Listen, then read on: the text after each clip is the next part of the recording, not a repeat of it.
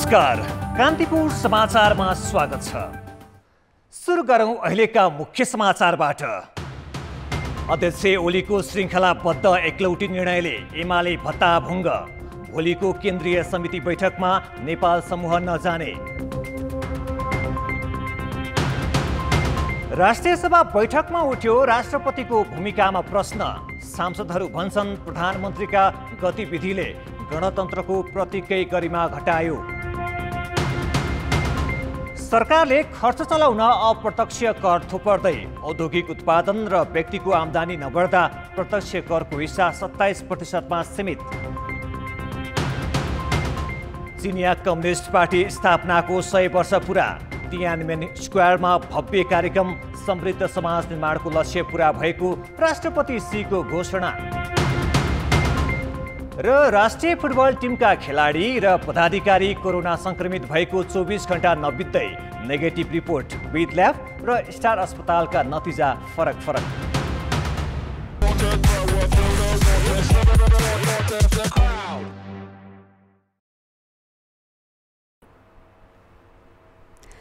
प्रधानमन्त्री एवं नेकपा एमालेका अध्यक्ष केपी शर्मा ओलीले श्रृङ्खलाबद्ध रूपमा एकलौटी निर्णय गरेपछि विगतमा व्यवस्थित मानिएको नेकपा एमाले अहिले भत्ताभुङ्ग छ।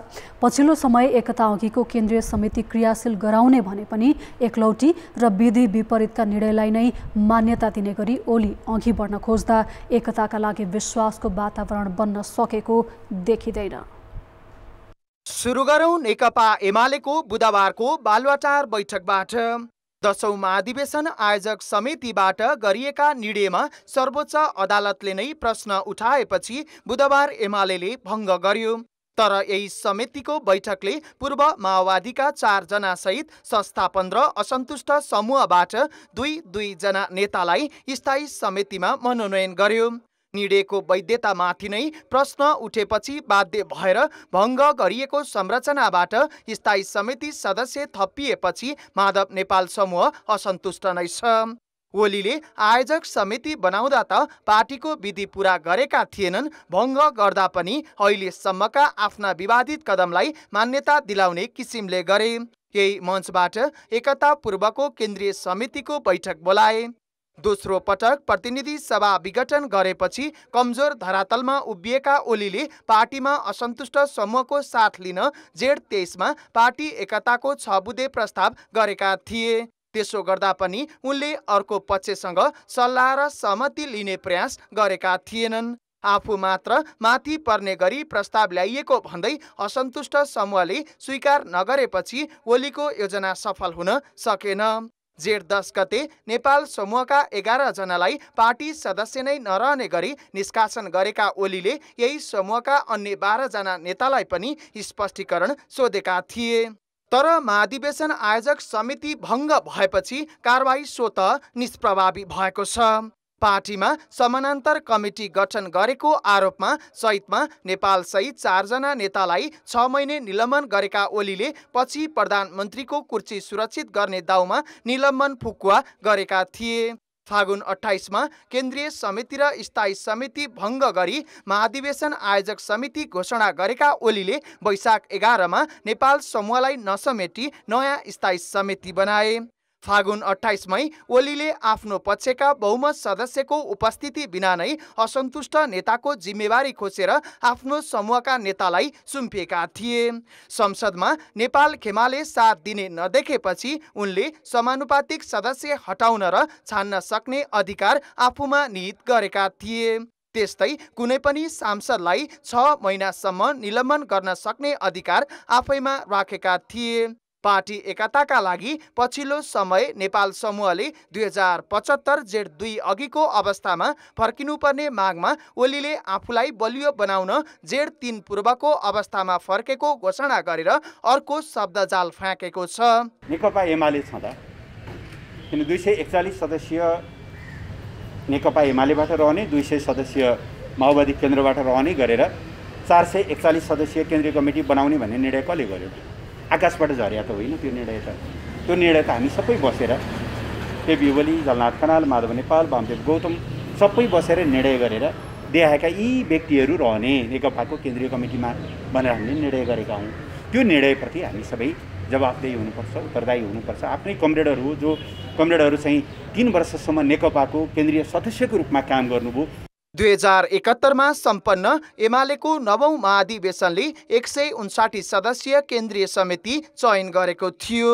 2075मा माओवादीसँग एकता गर्नु अघिसम्म बढाएर 241 सदस्यीय बनाइएको थियो। एकतापछि पनि गत पुसमा प्रतिनिधि सभा विघटन गरेर ओलीले आफूलाई बलियो देखाउन 1179 सदस्यीय केन्द्रीय समिति गठन गरी निर्वाचन आयोग पुगेका थिए। सामूहिक नेतृत्व नहुने, समूहमा छलफल नगर्ने, कमिटी र पद्धति नमान्ने, त्यसपछि साङ्गठनिक ढाँचाहरूलाई अव्यवस्थित बनाउने र आफूलाई मन लाग्दी, आफूलाई मन परेको कुराहरू मात्रै निर्णय गर्ने, यस्तो खालको परिपाटीको विकास गर्नु भनेकै ओली प्रवृत्ति नै हो। निजी लहरमा आज एउटा निर्णय गर्ने, भोलि त्यही निर्णय उल्टाउने, मनपरी सदस्य एवं पदाधिकारी थप्ने र घटाउने सिलसिलामा ओली अघि बढेका छन्। फलत विगतमा सबैभन्दा व्यवस्थित संगठन संरचना भएको पार्टीमा गनिने एमाले अहिले अस्त-व्यस्त र सङ्कटग्रस्त छ। कान्तिपुर समाचारका लागि बाबुराम तिमिल सिन्हा, काठमाडौँ। नेकपा एमालेको वरिष्ठ नेता माधव कुमार नेपाल समूहले अध्यक्ष केपी शर्मा ओलीले बोलाएको केन्द्रीय कमिटीको बैठकलाई अवैधानिक भन्दै सहभागी नहुने निर्णय गरेको छ। काठमाडौँको बुद्धनगर स्थित एक पार्टी प्यालेसमा आज बसेको नेपाल पक्षको स्थायी समिति सदस्यहरूको बैठकले अवैधानिक 10औं महाधिवेशन आयोजक कमिटीले बोलाएको बैठकमा प्रश्न उठाउँदै नजाने निर्णय गरेको हो। पार्टी विधान विपरीत गठित 10औं राष्ट्रिय महाधिवेशन आयोजक कमिटीको बैठक र त्यसका निर्णयले पार्टी एकता हासिल गर्न अवरोध पुर्याउने भएकोले यही असार 18 गते बोलाइएको बैठकमा सहभागी हुन सकिँदैन। वार्ता र सहमतिबाट समस्याको समाधान खोजिनु पर्छ। संस्थापनको तयारीप्रति रणनीति बनाउन नेपाल समूहको बैठक झन्डै 8 घण्टा चलेको थियो। दुवै पक्षको सहमतिको आधारमा एजेन्डा तय गरेर मात्रै केन्द्रीय कमिटी बोलाउनु पर्ने ठहर यो समूहले गरेको छ। बैठकले पार्टी एकताको लागि वार्तालाई जारी राख्ने समेत निष्कर्ष लिएको छ। नेपाल खेमाले 9औं महाधिवेशनबाट निर्वाचित केन्द्रीय समितिको बैठकबाट मात्रै अन्य विषयको निकास निकाल्न सकिने निर्णय गरेको छ। नेपाल कम्युनिस्ट पार्टी एमालेलाई एकताबद्ध रूपमा अगाडि बढाउन उचित र औपचारिक सार्थक वार्ता तथा सहमतिको प्रक्रिया अवलम्बन गरिनुपर्छ। केन्द्रीय कमिटीको बैठक आवश्यक तहको सहमति तथा स्थायी कमिटीको बैठकबाट आवश्यक निर्णय प्रस्तावको आधारमा मात्र बोलाइनुपर्छ। संस्थापन पक्षले बुधबार मात्रै 10औं महाधिवेशन आयोजक कमिटीको बैठकबाट 8 जना स्थायी समिति सदस्य मनोनयन गरेको थियो। पूर्व माओवादी खेमाबाट एमाले प्रवेश गरेका केही नेताहरू सहितको केन्द्रीय कमिटी बोलाएको थियो। असन्तुष्ट पक्षले भने 2075 जेठ 2 मा फर्कनु पर्ने र अदालतले फैसला गरेकै आधारलाई टेकेर एमालेको केन्द्रीय कमिटी बोलाउनु पर्ने दोहोर्याएको छ।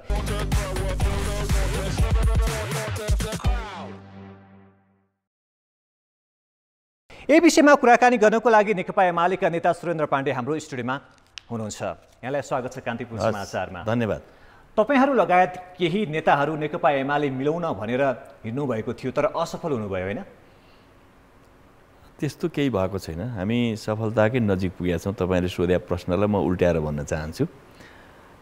नेकपा एमाले भित्रको विवाद तपाईँले अघि जो भन्नुभयो, खास गरी पुसपछि जुन हिसाबले पार्टीका अध्यक्ष कमरेड केपी शर्मा ओलीले एकतर्फ र एकपक्षीय हिसाबले ठुलो कमिटी बनाएर पार्टीको विधान र हाम्रो 9औं महाधिवेशनका व्यवस्थाभन्दा विपरीत जुन खालको काम भयो, त्यसले एउटा नयाँ समस्या सिर्जना भयो पार्टीमा। त्यो अगाडि बढ्दै जाँदा समस्याहरू त हामीले देखेका छौँ। मिलन बिन्दु चाहिँ हैन, म भन्छु र दोस्रो चाहिँ 23 गते फागुनमा चाहिँ अदालतले दुईटा पार्टीलाई अलग गरिदियो, नेकपाको दर्ता खारिज गर्यो। त्यसको लगत्तै पश्चात उहाँले बैठक बसेर यसलाई चाहिँ विधानमा नभएको व्यवस्था बमोजिम यो 10औं राष्ट्रिय महाधिवेशन आयोजक समिति भन्ने बनाइदिनु भयो र केही निर्णयहरू अरू पनि गर्नुभयो। त्यसपछि विधानले त्यो व्यवस्थै गर्दैन थियो, नगरेको व्यवस्था अवैधानिक छ, यो गलत छ, यसलाई रद्द गरौँ भनेर हामीले भन्यौँ त्यसबेला। र उहाँले त्यसमा तयार हुनु भएन। हाम्रो विवादको सुरु त्यही थियो र जेठ 2 मा फर्क्यौँ र र यो विवादास्पद निर्णय र यो यसबाट चाहिँ सृजित समस्या सम्बोधन गर्ने केवल एक मात्रै बाटो र मञ्च भनेको चाहिँ जेठ 2 हो। यही कुरा हामी भन्दै आयौँ र पछिल्लो समय अदालतले पनि त्यही भन्यो। म भन्दैछु यहाँ आइसकेँ म, यसमा आइसकेँ म। त्यस हुनाले जेठ 2 मा फर्किने भनेर अदालतले पनि के भनिदियो भन्दा त्यहीँ जाऊ र यो चाहिँ 10औं राष्ट्रिय महाधिवेशन आयोजक समिति भन्ने तिम्रो विधानमै व्यवस्था नभए हुनाले यो चाहिँ बदरभागी हुन्छ अथवा यो चाहिँ अमान्य हुन्छ भनिदियो अदालतले। त्यसले उहाँलाई पनि ठुलो प्रेसर पर्यो। हामी त त्यो कुरा माग गर्दै आएका थियौँ। त्यही सिलसिलामा उहाँहरू हिजो बस्नुभयो। हामीले के भनेका थियौँ भने यो बैठकै बस्नु पनि तपाईँहरूको यो विधिपूर्वक हुँदैन, किन त यसलाई त अहिले चाहिँ अदालतले यो कमिटी त अवैध बनाएको छ, यो अमान्य बनाएको छ। होइन भने त व्यवसायीहरूको जस्तो 2टा खाता बनाउनु पर्यो कि त, होइन भने यो त कहाँ पेस गर्ने हो त? यसको चाहिँ माइनट निर्वाचन आयोगमा दिउँ, यो अमान्य बनाएको छ, त्यसमा यो नगर्नु होला। यसले गरेको कुरा अनौपचारिक भेटघाट गर्न सक्नुहुन्छ। अदालतले यसो भन्यो ल घर जानुहोस्, चिया खाएर जानुहोस् भन्न सकिन्छ। यसले कुनै औपचारिक निर्णय गर्न सक्दैन भन्दा उहाँहरूले हिजो हामीसँग के भन्नुभयो भने हामीसँग छलफलमै पनि थियौँ, यो अनौपचारिक नै हो। यो त्यसले एउटा अनौपचारिक प्रस्ताव छ र भोलि जो 18 गते बैठक भनिएको छ हामीले के भन्यो भने सहमतिको हामी निकट पुगेका छौँ। सहमति नभइकन सहमतिको प्रक्रियामा स्टेपमा बैठक कसरी गर्ने भन्नेमा पनि सहमति नगरिकन बैठकतिर नजाउँ, यो हामीले भन्यौँ। र आज पनि हामीले त्यही छलफल गरेपछि तपाईँहरू यो बैठकलाई पर सार्नुहोस्, सार्नु भएन भने त्यो बैठकमा हामी आउँदैनौँ। यस कारणले आज तपाईँले जो भन्नुभयो यो अनामनगरमा भएको बैठकले चाहिँ बैठकमा नजाने, त्यस सन्दर्भमा हामीले के भन्यो भने अहिले हामी करिब सहमतिको नजिक छौँ। सहमतिपूर्वक बैठकका तिथिमिति तोकौँ। प्लस तपाईँले सहमति भनिरहनु भएको छ, बाहिरबाट हेर्दा त झन् हामी दूरी बढेको देखिरहेका छौँ। सहमति हुन्छ भने कहिले हुन्छ, कुन आधारमा हुन्छ, बुदागत रूपमा भनिदिनुहोस् न। होइन, सहमति भनेको पहिलो कुरा त हामीले जेठ 2 नै भनेका छौँ। जेठ 2 मा फर्किने औपचारिक सहमति हुने बित्तिकै त्यसले हाम्रो मुख्य गाँठो चाहिँ मुख्य विषय समाधान हुन्छ। दोस्रो, यसबिचमा हाम्रो समस्या केमा सिर्जना भयो भन्दा यो मुद्दा अदालतमा पर्दै गयो। यो त त्यसको बाई प्रोडक्ट हो। पार्टीभित्र झगडा हुँदा त्यसको चाहिँ एउटा चाहिँ क्रिया प्रतिक्रिया स्वरूपमा यो जन्मियो। यसको बारेमा पनि अदालतको मुद्दा छ। अदालतको मुद्दालाई अदालतले जे फैसला गर्छ त्यो आफ्नो ठाउँमा छ। अदालतको मुद्दा पछिको अवस्थामा हामी एक भएर पार्टी एक भएको अवस्थामा एक भएर जान्छौँ। यस हिसाबले र यो चाहिँ हामी केही दिनभित्रै हुन्छ। यसको नतिजा तपाईँले धेरै पर चाहिँ कुर्नु पर्दैन, छिटै हप्ता दिनभित्रै तपाईँले केही नतिजा देख्नुहुन्छ। तपाईँहरू एक हुने सवालमा सहमति खोजिरहँदाखेरि एउटा भित्री कुरा चाहिँ प्रधानमन्त्री केपी शर्मा ओली जो अध्यक्ष पनि हुनुहुन्छ कि अध्यक्ष छोड्नुपर्छ कि प्रधानमन्त्री छोड्नुपर्छ भन्ने तपाईँहरूको चाहिँ भित्री माग छ। यो विषयमा चाहिँ कुरा नमिलेको भने होइन, हामीले पदमा कुनै बार्गेनिङ गरेका छैनौँ। हामीले त 75 जेठ 2 मा फर्किनुपर्छ। त्यो दिन रहेका सम्पूर्ण कमिटीहरू, पार्टी अन्तर्गतका केन्द्रदेखि तलसम्मका कमिटीहरू, पार्टी अन्तर्गतका जनवर्गीय सङ्गठनहरू, पेसागत सङ्गठनहरू र विदेशमा पनि यो जनवर्गीय सङ्गठनहरू छन्, ती सबै सङ्गठनहरू पूर्ववत रूपमा फर्किनुपर्छ र तीबाट हामी अगाडि बढ्नुपर्छ। तपाईँ नि निरन्तर बालुटारको केपी शर्मा ओलीको सम्पर्कमा पनि हुनुहुन्छ। अहिले कान्तिपुर स्टुडियो आउँदाखेरि पनि माधव कुमार नेपाल घरबाट आउनुभएको छ भनेको दुवै नेताहरूसँग निरन्तर सम्पर्कमा हुनुहुन्छ। अब हामी बाहिरबाट हेर्दा चाहिँ ओली र नेपाल बिच चाहिँ यति ठुलो घमासान वाकयुद्ध देख्छौँ, होइन? तपाईँ भित्रबाट दुवैजनालाई निहाल्दाखेरि चाहिँ के देख्नुहुन्छ? दुईजना बिच चाहिँ सहमति एक ठाउँमा आउने अवस्था छ र? उहाँहरू नआएर कहाँ जानुहुन्छ त? आउनै पर्छ नि। एउटै पार्टी हो, हामी सबैले बनाएको पार्टी, उहाँहरूको पनि पार्टी यही नै हो। त्यस हुनाले बाहिर जाने ठाउँ छैन। अब त्यो घमासान वाकयुद्ध चलिरहेको छ, यस्तो नगर्नुपर्ने हो। दुवैजनाले यसमा बढी चाहिँ तर बाहिरबाट देख्दा चाहिँ नेपाललाई लिन नचाहेको केही नेताहरू जो बाहिर हुनुहुन्छ, तपाईँहरू लगायतका जो बिचमा रहेका नेताहरू हुनुहुन्छ, उहाँहरूलाई मात्रै बालुवाटार भित्राउन त्यो गलत कुरा हो। त्यो त असम्भवै नहुने कुरा। पार्टी एकतै होइन नि। त्यो त केही व्यक्ति प्रवेश गर्ने त अहिले पनि त बादलजीहरू गइरहनु भएको छ नि, त्यस्तो खोज्या हो र हामीले?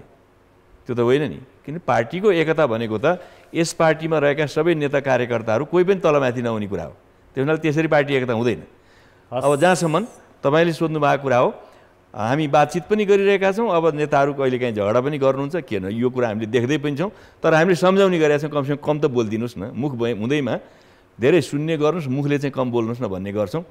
त्यो कुरा तपाईँलाई पनि भन्नु। धन्यवाद यहाँको यो अमूल्य समयको लागि, धेरै धेरै धन्यवाद दिन चाहन्छु। धन्यवाद।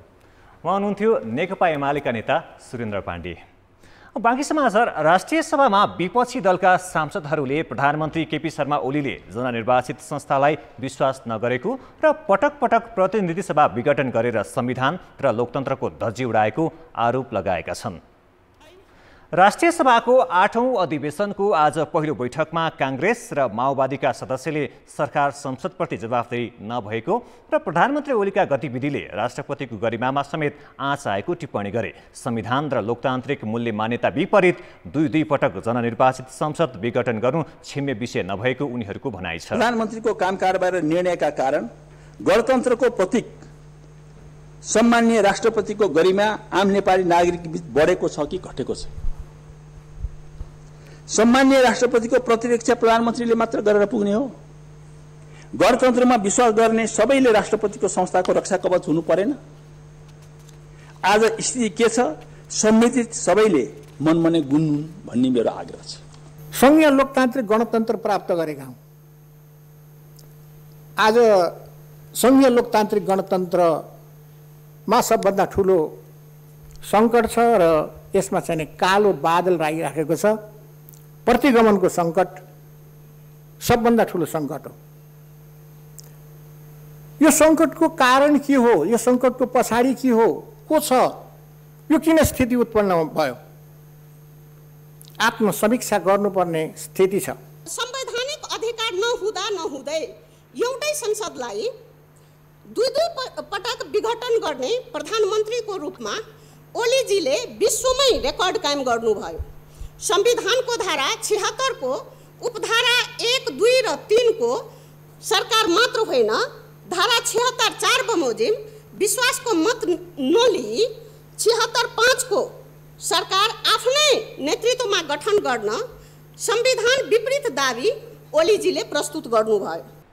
राष्ट्रिय सभामा सत्तारूढ एमालेका नेता सुमनराज प्याकुरेलले भने सरकारको बचाउ गर्दै राजनैतिक समस्या समाधानको थलो न्यायपालिका हुन नसक्ने जिकिर गरेका थिए। राजनीतिक विवादको अन्त राजनीतिक रूपमै गर्नु आवश्यक छ। राजनीतिक विवादको अन्तलाई हामीले अन्तबाट खोज्यौं। कार्यपालिका, न्यायपालिका र व्यवस्थापिकाको अलग अलग जुन शक्ति पृथ्वीकरणको सिद्धान्तलाई नबुझिकन हरेक कुरोलाई न्यायपालिकामा जसरी हामी लगिरहेका छौं र न्यायपालिकालाई हावी गर्ने जुन प्रयत्न भइरहेको छ त्यसबाट सचेत हुनु आवश्यक छ।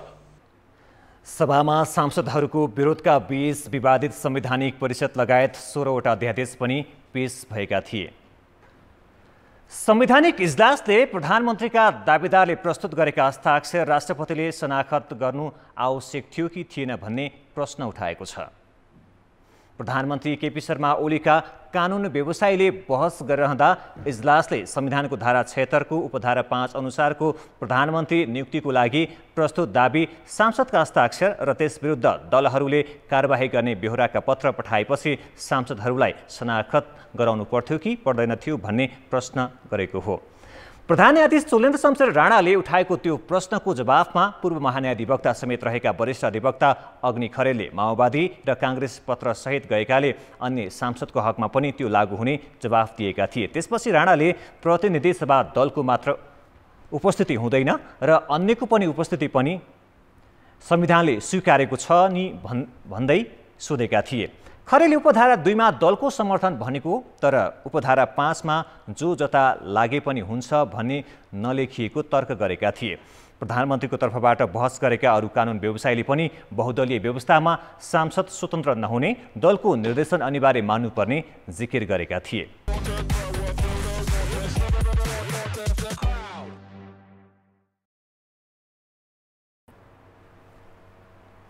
समाचारमा पुनः स्वागत छ। कोरोना संक्रमणका कारण पछिल्लो 24 घण्टामा 33 जनाको मृत्यु भएको छ। 7130 जनाको पीसीआर परीक्षण गर्दा 26% अर्थात् 1857 जनामा कोभिड पुष्टि भएको छ। त्यस्तै 3855 जनाको एन्टिजेन परीक्षण गर्दा 903 जनामा संक्रमण देखिएको छ। काठमाडौँमा 316 जना संक्रमित थपिएका छन्। उपत्यकामा मात्रै सक्रिय संक्रमित 8000 भन्दा बढी छन्। 629 जना आइसियु र 181 जना भेन्टिलेटरमा उपचाररत छन्। 4000 भन्दा बढी संक्रमण मुक्त भएका छन्। यसैबीच स्वास्थ्य मन्त्रालयले अस्पतालहरूलाई कोभिड संक्रमणको दोस्रो लहरका कारण यसअघि स्थगन अन्य स्वास्थ्य सेवा सुचारू गर्न भनेको छ। कोभिड विरुद्धको खोप विकास भएको 6 महिना नाग्यो, तर नेपालमा अहिलेसम्म 2 डोज खोप 2.5% भन्दा बढीले पाएका छैनन्। छिमेकी देश भारत र चीनले खोप तीव्रता दिइरहँदा 13 लाख भन्दा बढी ज्येष्ठ नागरिकले दोस्रो डोज खोप 16 साता नाघिसक्दा पनि कहिले पाउँछन् भन्ने यकिन छैन। नेपालले कोभिड विरुद्ध खोप लगाउन थालेको 5 महिना नाग्यो। भारतले अनुदानमा 10 लाख कोभिसिल्ड दिएपछि सरकारले पहिलो प्राथमिकता स्वरूप संक्रमण रोकथाम गर्न अग्रपन्थीमा खटिनलाई माघ 14 देखि खोप लगाएको थियो। यो 5 महिनाको अवधिमा खोप अभियान निरन्तर हुन सकेन। कुनै देशले दिए लगाउने र सकिएपछि अभियान स्थगित गर्ने क्रम अहिले पनि चलिरहेकै छ। सरकारले 10 लाख डोज भन्दा बढी किनेर ल्याउन सकेको छैन। सहयोग जुटाउने मामिलामा पनि सरकार असफल जस्तै देखिएको छ। यो अवधिमा 7,56,600 ले मात्र 2 डोज खोप पाएका छन्। यो भनेको कुल जनसङ्ख्याको 2.52% मात्र हो। यसबाहेक 1 डोज लगाउनेको सङ्ख्या 18.5 लाख छ। अहिले समग्रमा नेपालमा कमसे कम 1 मात्रा कोभिड-19 विरुद्धको खोप लगाउनेको सङ्ख्या 26,04,866 छ। यो लगभग जनसङ्ख्याको 9% पुग्नको हुन आउँछ। त्यस्तै त्यसमध्ये दोस्रो मात्रा पुरा गर्ने व्यक्तिहरू 7,56,602 हुनुहुन्छ। दोस्रो डोज लगाउन बाँकी मध्ये 13,71,000 कोभिसिल्ड लगाउनेहरू हुन्, जसले 16 साता बितिसक्दा पनि दोस्रो डोज कहिले पाउँछन् भन्ने जवाफ स्वास्थ्य मन्त्रालयसँग नै छैन। जबकि छिमेकी देश भारत र चीनले भने खोप अभियानलाई तीव्रता दिइरहेका छन्। 1 अर्ब 40 करोड जनसङ्ख्या भएको चीनले 45% लाई पहिलो र 16% लाई 2 डोज खोप लगाइसकेको छ।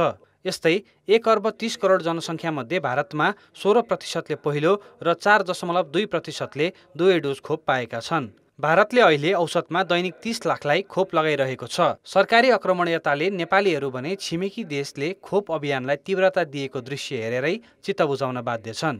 विभिन्न मन्त्रालयले आफ्नो प्रयास पनि गर्नुपर्छ। स्वास्थ्यदेखि स्वास्थ्यमा जानुपर्छ, परराष्ट्रदेखि परराष्ट्रमा जानुपर्छ। त्यसरी जाने हो भने चाहिँ त्यो चाहिँ अनि त्यहाँबाट यो आउन सक्ने सम्भावना चाहिँ म देख्छु। तर अब यो एउटैले मात्रै निकायले गर्ने, अब त्यसपछि चाहिँ अनि समन्वयात्मक हिसाबले अगाडि नबढ्ने भने यो हाम्रो चाहिँ अनि यो खोप ल्याउनको लागि अलिकति कठिनै देख्छु म। बढी संक्रामक खालको डेल्टा भेरिएन्टका कारण नेपालमा संक्रमण दर 20%बाट झर्न सकेको छैन। विज्ञहरूले तेस्रो लहरको चेतावनी दिइसकेका छन्। सरकार भने खोप लगाएर जनजीवन सामान्य तुल्याउने भन्दा निषेधाज्ञा लम्ब्याउनमा केन्द्रित देखिएको छ। कान्तिपुर समाचारका लागि कृपाल गौतम, काठमाडौँ।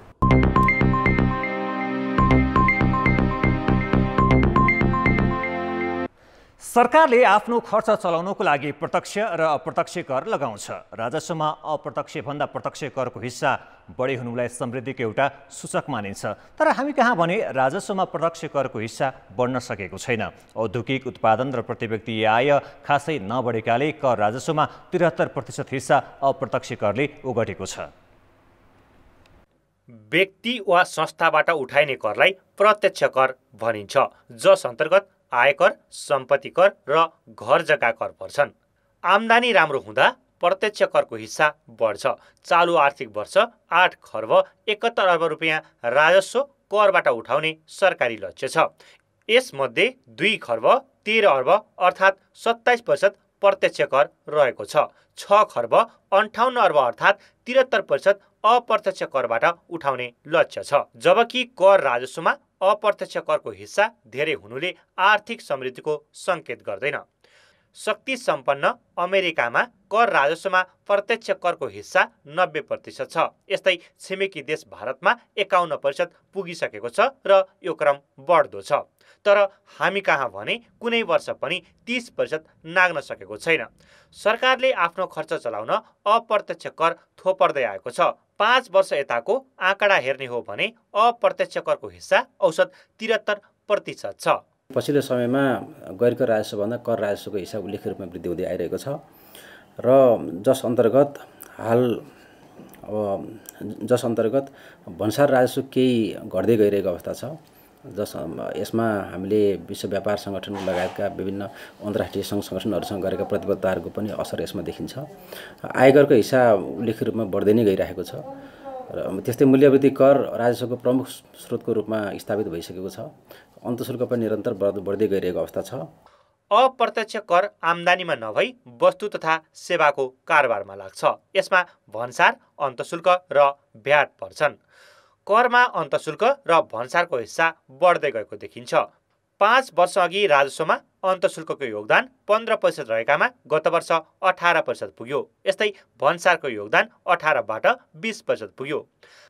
आन्तरिक उत्पादनमा कमी, औद्योगिकरण नहुनु, व्यक्ति तथा संस्थाको आम्दानी खासै नबन्नु र आयातमुखी अर्थतन्त्रका कारण प्रत्यक्ष कर बन्न नसकेको हो। जब उत्पादन बढाउनुहुन्छ, आम्दानी बढाउनुहुन्छ, लगानी बढाउनुहुन्छ, व्यवसायको विस्तार हुन्छ, खेतीपातीको विस्तार हुन्छ, उद्योगको विस्तार हुन्छ, अन्य सेवा उद्योगहरूको विस्तार हुन्छ, मान्छेसित पैसा धेरै हुन्छ, आय धेरै हुन्छ। आय धेरै भएपछि के हुन्छ? कर बढी आउँछ। संस्थागत आयकर पनि बढी हुन्छ, व्यक्तिगत आयकर पनि बढी हुन्छ, अनि त्यो अंश बढ्दै जान्छ। भारतमा हाम्रोभन्दा 15-16 वर्ष अगाडि झन्डै हाम्रो संरचना आउँथ्यो 20 वर्ष अगाडि भनौँ, करिब 50-51% भयो। अब संयुक्त अरब राज्य भनेको लामो समयदेखि 20 वर्षको हेर्नुहोस् तपाईँको 88 देखि 92% तपाईँको के छ? प्रत्यक्ष कर छ। प्रत्यक्ष कर कमाउनेले मात्र तिर्ने हो। अप्रत्यक्ष कर विपन्न र सम्पन्न सबैका लागि समान हुन्छ। अर्थात् अप्रत्यक्ष करको बोझले गरिब झन गरिब भइरहेका छन्। जीविकोपार्जनका लागि नै समस्या हुनेको न्यायका लागि पनि अप्रत्यक्ष कर घटाएर प्रत्यक्ष कर बन्ने वातावरण नबनाएसम्म आर्थिक समृद्धि गफमै सीमित हुनेछ। कान्तिपुर समाचारका लागि क्यामेरामा पशुपति बुढाथोकी र विनोद कोजुका साथ सुदिल पोखरेल, काठमाडौँ। अब बाँकी समाचार। काठमाडौँ महानगरपालिकाले अग्रपङ्क्तिमा खटिनेहरूको सम्मानमा कोरिएका भित्ते चित्र मेटाउनेदेखि महामारीबाट प्रभावित विपन्न मजदुरलाई खाना वितरणका कार्यक्रममा रोक लगाएर नियन्त्रणमुखी कदम बढाएको छ। उसका यी कदमले थप आलोचना बढाएको छ। प्रशस्त स्रोत साधन हुँदा पनि कोभिड महामारी नियन्त्रणमा प्रभावकारी भूमिका देखाउन नसकेकोले काठमाडौँ महानगरपालिका आलोचित छ। तर त्यही महानगरलाई बुधबार रत्न पार्कको आकाशे पुलको पर्खालमा कलाकारले बनाएको सुन्दर भित्तेचित्र मेट्न भने हतार भयो। महामारीका बेला स्वास्थ्य, सुरक्षा, सफाई लगायतका क्षेत्रमा अग्रपङ्क्तिमा खटिनेहरूको सम्मानमा बनाइएको भित्तेचित्र यसरी मेटियो। जबकि कलाकारले 28 नम्बर वडा कार्यालयबाट अनुमति लिएर सुन्दर र प्रेरणादायी चित्र कोरेका थिए। महानगरको कदमले अग्रपङ्क्तिमा खटिनेहरूको मात्रै नभएर कलाको पनि अपमान गरेको कलाकारको बुझाइ छ। धेरै कुराहरूले दिन सक्दैन, तर जुन यो चित्रलाई तपाईँको चाहिँ एउटा बन्देज गर्ने काम जुन हुँदै गर्दाखेरि एकदम निराश हामीलाई लागिरहेको छ। हामीलाई चाहिँ एउटा आशा जगाउनु पर्ने बेलामा तपाईँको यो बेला चाहिँ हामीले चाहिँ वी विल राइज अगेन भन्ने हामीले एउटा त्यहाँ नारा दिएका थियौँ। हामी अब फेरि चाहिँ एक ढिक्का भएर हामी अगाडि बढ्छौँ, हामी जुट्छौँ भनेर जुन एउटा सन्देश र मेसेज त्यो हाम्रो चित्रले दिएको थियो, त्यो चित्रलाई नै तपाईँको चाहिँ तपाईँको आर्टलाई नै तपाईँको चाहिँ एउटा चाहिँ निरुत्साहित गर्ने एउटा जुन एउटा काम भएको छ महानगरपालिकाबाट। महामारीमा भोके परेका विपन्न र मजदुरलाई निशुल्क खाना खुवाउने अभियानमा पनि महानगरले यसै गरी हस्तक्षेप गरेको छ। हामीसँग केही 1 महिना पहिला वडाका मान्छेहरू अनि तपाईँको स्थानीय मान्छे र प्रहरीहरूसँगको सहमति भएर जुन लकडाउन सकिएको 1 हप्तापछि हामी आफै उठाउँछौँ भन्दै उहाँहरूले जबरजस्ती त्यसरी अमानवीय व्यवहार गर्नुभएको छ। काठमाडौँ महानगरपालिकाले भने नगरको सरसफाई, सौन्दर्य र अरू व्यवस्थापकीय नीति विपरीतका गतिविधिलाई नियन्त्रण गरेको तर्क अघि सारेको छ।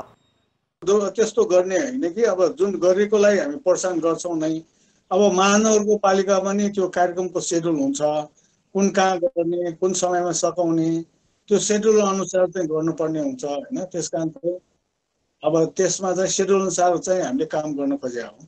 सार्वजनिक भित्तामा प्रस्तुत चित्र अभिव्यक्ति स्वतन्त्रताको विषय हो भने विपन्न नागरिकलाई महामारीमा गाँस दिने कुरा मानवीय सहायताको पक्ष हो। तर महानगरले यी नागरिक पहलमाथि अतिक्रमणको नीति लिँदा कतै राज्यको समग्र अभिमुखीकरण नै नियन्त्रणमुखी बन्दै गएको त होइन भन्ने प्रश्न उब्जाएको छ। कान्तिपुर समाचारका लागि सृजना बास्तोला, काठमाडौँ। अब जनमतको अन्तिम परिणाम। जनमतमा हिजो हाम्रो प्रश्न थियो, प्रदेशका मन्त्रीहरूले कार्यालय र कर्मचारी नै नपाउने अवस्थालाई के भन्नुहुन्छ? ए व्यवस्थापनको समस्या, बी औचित्य बिनाका नियुक्ति र सी सङ्घको असहयोग। जनमतको अन्तिम परिणाम यस्तो छ, ए व्यवस्थापनको समस्यामा 20%, बी औचित्य बिनाको नियुक्तिमा 69% र सी सङ्घको असहयोगमा 11% मत प्राप्त भएको छ। अब जनमतमा आजको प्रश्न। जनमतमा हाम्रो प्रश्न छ, ठुला विकास आयोजना सुरु नहुँदै विवादित हुनुको मुख्य कारण के ठान्नुहुन्छ? ए पर्याप्त अध्ययनको अभाव, बी राजनीतिक स्वार्थ र सी अधिकारको लडाईँ। जनमतको अन्तिम परिणाम भोलि साँझ 8 बजेको कान्तिपुर समाचारमा प्रसारण गर्नेछौँ। कृपया NEWS news space A, B वा C टाइप गरी 34001मा SMS गरी आफ्नो मत व्यक्त गर्नुहोला। अब जनताका आवाज हामीले धनुषामा सोधेका छौँ, विभिन्न बहानामा भइरहेको वन फडानी रोक्न के गर्नु पर्ला? जनताको आवाज। स्थानीय तहलाई वृक्षारोपण कार्यमा चाहिँ बढी संलग्नता देखाउनु पर्छ। कडा कानुन बनाएर तुरन्त रोक्नुपर्छ और नयाँको लागि वन बिरुवा रुखहरू लगाउनु पर्छ। विनाश रोक्नको लागि तपाईलाई पर्यावरणको आवश्यकता छ र बिरुवा ठाउँ-ठाउँमा त्यो लगाउनुपर्छ। उपभोक्ता समिति र वन कर्मचारी मिलेर संयुक्त रूपमा गस्ती नै हो मेन कुरो। गाउँपालिकाहरूलाई खटाउनु पर्छ कि वन विभाग विनाश नगर्नु। सरकारबाट होस् अथवा जनताबाट होस्, कडाभन्दा कडा निगरानी तरफ लाग्नुपर्छ। अनुगमन समिति बनाएर ठाउँ-ठाउँमा चाहिँ तिनीहरूलाई परिचालित गर्यो भने हाम्रो वन प्रणालीबाट बच्न सक्छ र हामीले धेरैभन्दा धेरै अक्सिजन लिन सक्छौँ।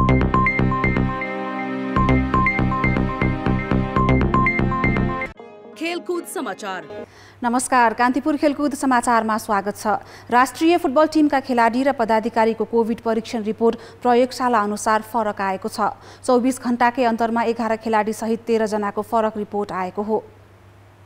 बुधबार 32 जनाको PCR परीक्षण गरिएकामा 11 खेलाडी, 2 पदाधिकारी र 6 कर्मचारीमा कोभिड पुष्टि भएको थियो। संक्रमित अधिकांश खेलाडी राष्ट्रिय टिमका सदस्य थिए, जसका कारण एन्फाले आजबाट हुने भनिएको बन्द प्रशिक्षण स्थगित गर्यो। उसले प्रशिक्षण स्थगित हुनुलाई प्राविधिक कारण भनेको थियो। ती सबैको आज फेरि PCR परीक्षण गर्दा संक्रमण नरहेको रिपोर्ट आएको हो। 24 घण्टा नबित्दै गरिएको दोस्रो परीक्षणमा 11 खेलाडी र 2 पदाधिकारीमा कोभिड नदेखिएको एन्फा महासचिव इन्द्रमान तुलाधरले जानकारी दिए। उनका अनुसार 6 कर्मचारीको रिपोर्ट आउन बाँकी छ। पहिलो परीक्षण विध प्रयोगशाला र दोस्रो परीक्षण स्टार अस्पतालमा गरिएको थियो। फरक प्रयोगशालामा फरक रिपोर्ट आएको विषयमा इन्फाले अहिलेसम्म औपचारिक रूपमा कुनै प्रतिक्रिया जनाएको छैन।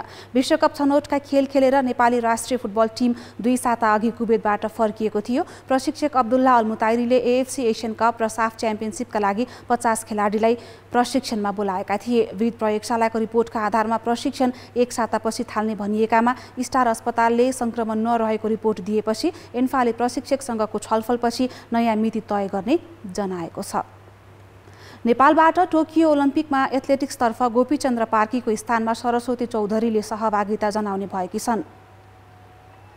1 वर्षदेखि ओलम्पिकको तयारी गरिरहेका गोपीचन्द्र अन्तिम समयमा सहभागी हुनबाट वञ्चित भएका हुन्। उनी मङ्सिर 6 मा नेपाल एथलेटिक्स सङ्घले गरेको नेपालगञ्ज म्याराथनको च्याम्पियनका रूपमा टोकियो ओलम्पिकका लागि छनौट भएका थिए। तर Nepal Olympic committee ICC Olympic कमिटीले आज विज्ञप्ति जारी गरी गोपीको स्थानमा सरस्वती जाने निश्चित भएको जनाएको छ। सरस्वतीले 100 मिटर दौडमा भाग लिनेछिन्।